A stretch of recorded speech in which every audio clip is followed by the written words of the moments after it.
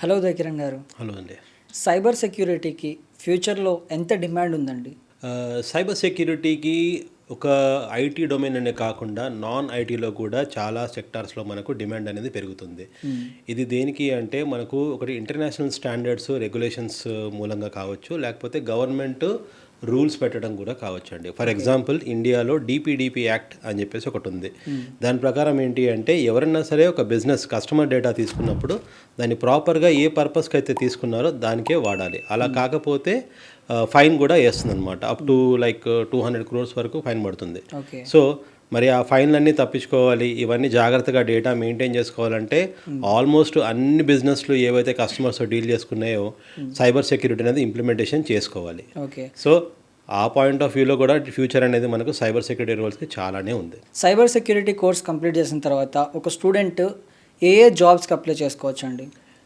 Fresher point of వ్యూలో ఆలోచిస్తే కనుక మనకు సాక్ అనలిస్ట్ రోల్స్ ఉంటాయి. L1 L2 అనలిస్ట్ అని చెప్పేసి ఉంటాయండి. వాటికి అప్లై చేసుకోవచ్చు. జూనియర్ పెనిట్రేషన్ టెస్టర్ అనే రోల్ ఉంటుంది రెండోది.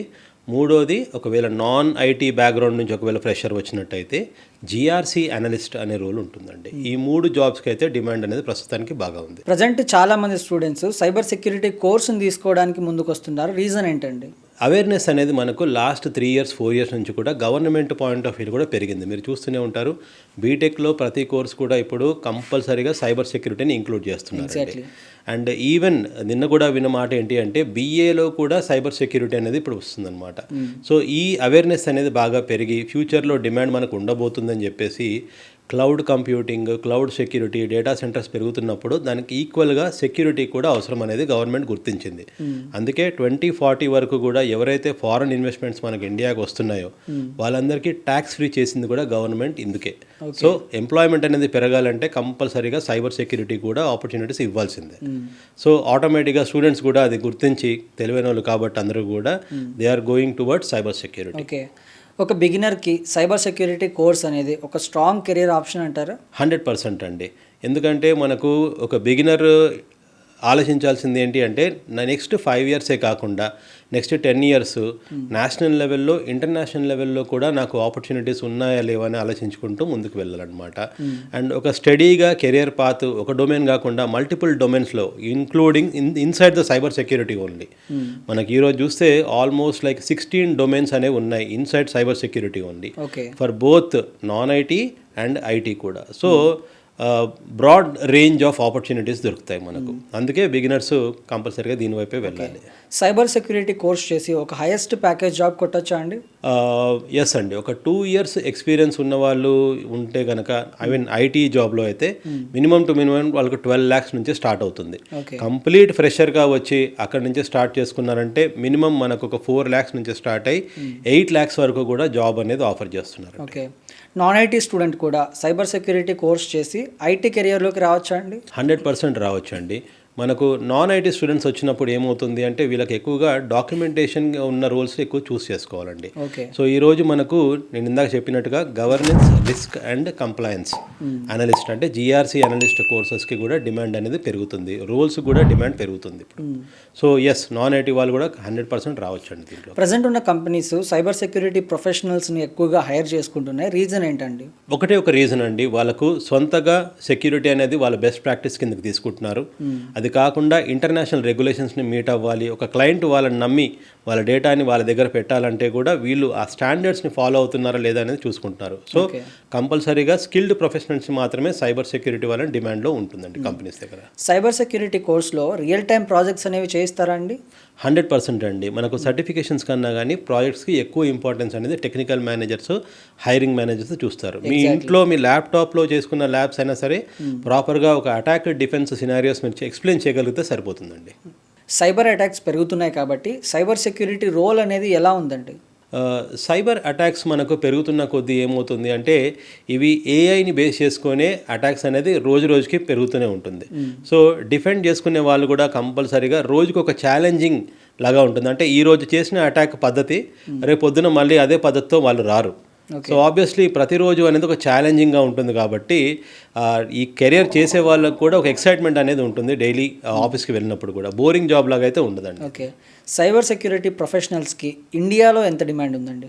అకార్డింగ్ టు నాస్కామ్ 2024 రిపోర్ట్ చూసుకున్నట్టయితే మనకు దాదాపుగా 3.2 మిలియన్ ఆపర్చునిటీస్ అనేది మనకు ఇప్పటిదాకా ఇండియాలో ఇప్పుడు 2026 వరకే ఉన్నాయండి. అయితే వీళ్ళకి ఏం కావాల్సిందంటే స్కిల్డ్ ప్రొఫెషనల్స్ అనేది అవసరం ఉంటుందన్నమాట.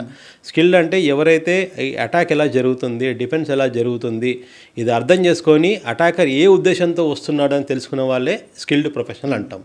ఊరికే నాలెడ్జ్ ఉంది నాకు జాబ్ వచ్చేస్తుంది అంటే అది ఎప్పుడో 10-15 ఇయర్స్ బ్యాక్ ఉండేది, ఇప్పుడు అట్లా కాదు. నెట్వర్కింగ్, ఇథికల్ హ్యాకింగ్ ఇలాంటివన్నీ సైబర్ సెక్యూరిటీ కోర్సులో ఫుల్ ఆఫ్ ట్రైనింగ్ ఉంటుందా అండి? 100% ఉంటుందండి. ఎవరైనా సరే సైబర్ సెక్యూరిటీ నేర్చుకోవాలి అంటే స్టార్ట్ చేయాల్సిందే నెట్వర్కింగ్ నుంచి అండి. కంప్యూటర్ నెట్వర్క్స్ ఎలా పనిచేస్తాయి, ఆ తర్వాత లైనక్స్ ఆపరేటింగ్ సిస్టమ్ ఎలా ఉంటుంది, విండోస్ ఆపరేటింగ్ సిస్టమ్ ఎలా ఉంటుంది, జిఆర్సి అంటే రూల్స్ ఎలా ఉంటుంది అనేది ఇది ఫౌండేషన్. ఇది ఓకే. దీని తర్వాతే మనకు ఎథికల్ హ్యాకింగ్, ఇంకా సాక్ అనలిస్ట్ ఇవి నేర్చుకోవాలండి. ఓకే.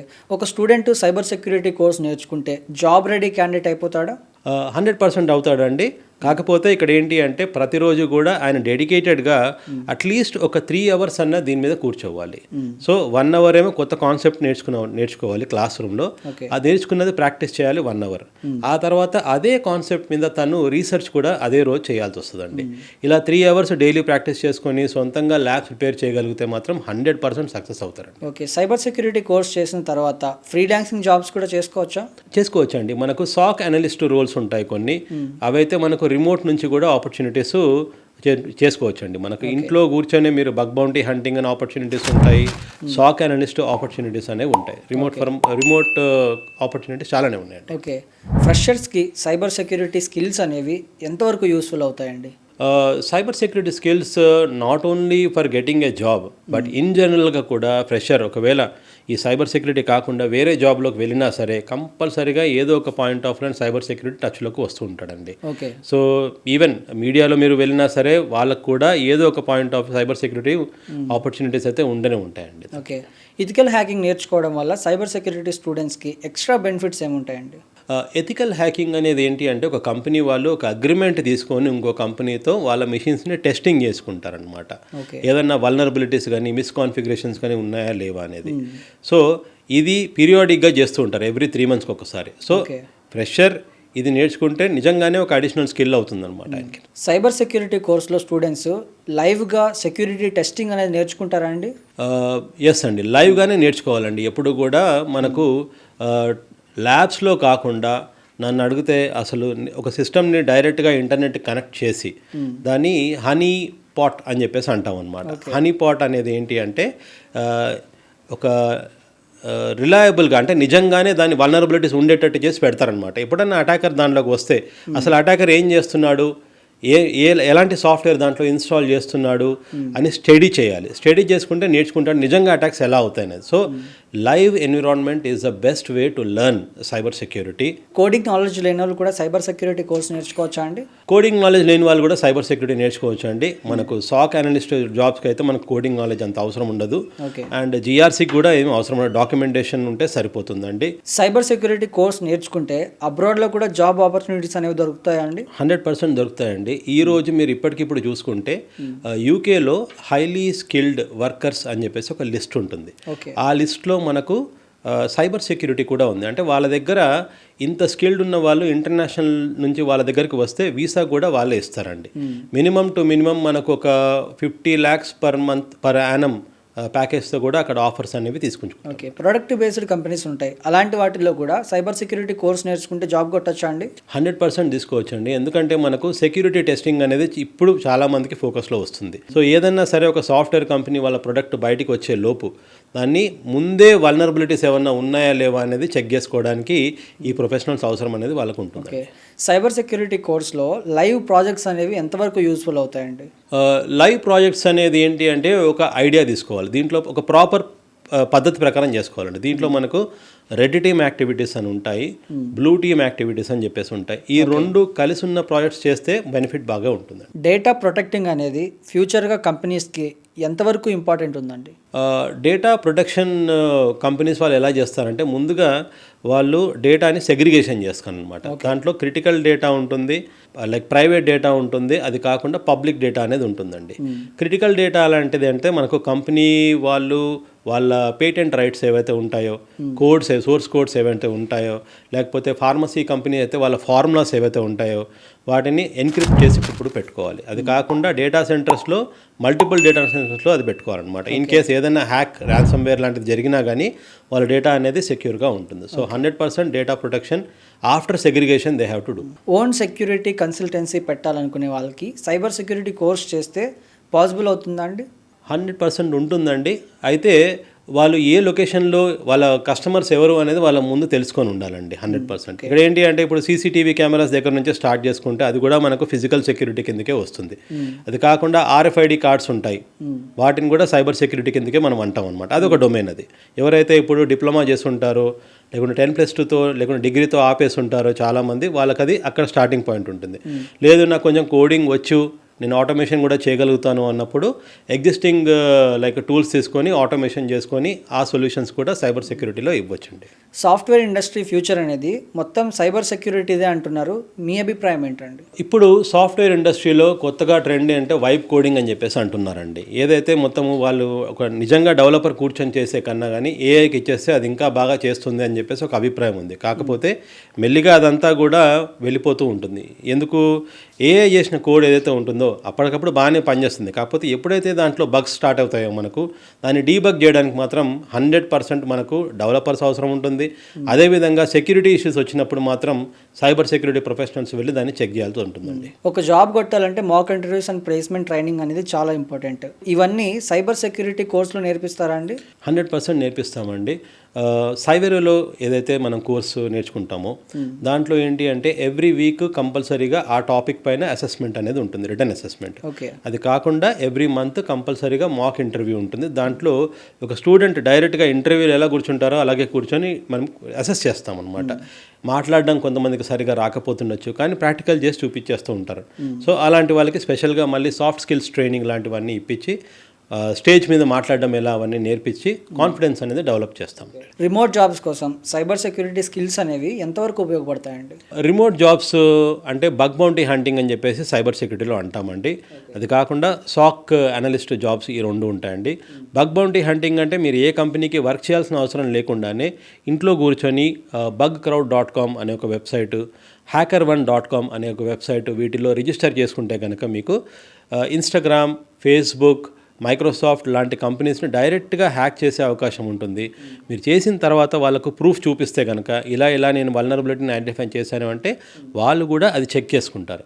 అది కరెక్ట్ అనుకుంటే, అది మంచి క్రిటికల్ బగ్ ఏదైనా దొరికిందనుకోండి, మీకు మినిమం $500 నుంచి కూడా $50,000 ఇంట్లో కూర్చొనే మీరు సంపాదించుకునే అవకాశం ఉంది. సైబర్ సెక్యూరిటీ కోర్స్ తీసుకొని మోస్ట్ సక్సెస్ఫుల్ అయిన స్టూడెంట్స్లో మీరు గమనించిన కామన్ హ్యాబిట్స్ ఏంటండి? సైబర్ సెక్యూరిటీ కోర్స్ తీసుకొని సక్సెస్ఫుల్గా ఉన్న స్టూడెంట్ ఎప్పుడు కూడా డే 1 నుంచి కూడా ఫ్యాకల్టీ ఏం చెప్తున్నాడు, ఎందుకు చెప్తున్నాడు అనే ఉద్దేశంతో ఆలోచిస్తుంటాడు. అది కాకుండా చెప్పిన టాపిక్ అంతా కూడా కీ పాయింట్స్ రాసుకొని దాన్ని ప్రాక్టికల్గా నేను ఎట్లా ఇంప్లిమెంటేషన్ చేయగలుగుతాను, సో ఇలాంటిదే రియల్ వరల్డ్లో ఎలాంటి అటాక్స్ జరిగాయి, వాటికి దీనికి ఏదైనా సంబంధం ఉన్న రీసెర్చ్ చేసే ఒక ఎబిలిటీ ఉండాలి. అది కాకుండా ఒక ఇన్వెస్టిగేషన్ లాంటి మైండ్ సెట్ అనేది ఉండాలి. ఎందుకు జరిగింది, ఎలా జరిగింది, ఎవరు చేశారు అనే ఒక ఇంట్యూషన్ అనేది ఉండాలండి. దీన్ని ఒక సబ్జెక్ట్ లాగా అదేదో స్కూల్లో చదువుకున్న ఎగ్జామ్ లాగా చూస్తే మాత్రం సక్సెస్ఫుల్ కారు. వీళ్ళందరినీ చూసిన వాళ్ళందరూ కూడా ఎవరైతే 100% ఇప్పుడు నా స్టూడెంట్స్ చాలామంది సొంత కంపెనీలు పెట్టుకొని కూడా రన్ చేస్తున్నారండి. గ్రేట్ అండి అక్కడ. సో వాళ్ళందరిలో కామన్ పాయింట్ మీరు అడిగినట్టుగా చూస్తే కనుక 100% వాళ్ళ రియల్ టైంలో ఏం జరుగుతుంది, ఇక్కడ నేను ఏం నేర్చుకుంటున్నాను అనేది ఎప్పటికప్పుడు సొంతంగా హోంవర్క్ అనేది చేసుకుంటూ ఉంటారండి. ఇది చాలా చాలా ఇంపార్టెంట్. ప్రజెంట్ ఉన్న స్టూడెంట్స్ ఫ్యూచర్ని సెక్యూర్ చేసుకోవాలంటే పక్కా సైబర్ సెక్యూరిటీ కోర్స్ నేర్చుకోవాలా అండి? 100% అండి. ఇప్పుడు మనకు ఫ్యూచర్ అంతా కూడా డేటా మీద డిపెండ్ అయి ఉంటుంది. అంతెందుకండి, మొన్న ఇప్పుడు ప్రస్తుతానికి జరుగుతున్న ఇరాన్ వార్ ఏదైతే మనం అనుకుంటున్నామో, US వాళ్ళు అటాక్ చేస్తూ ఉన్నారు కదా. ఇరాన్ వాళ్ళు ఏం చేశారు, ఒక టైంలో సౌదీ అరేబియాలో ఒక డేటా సెంటర్ ఉంది, దాని మీదకి అటాక్ చేశారు వీళ్ళు.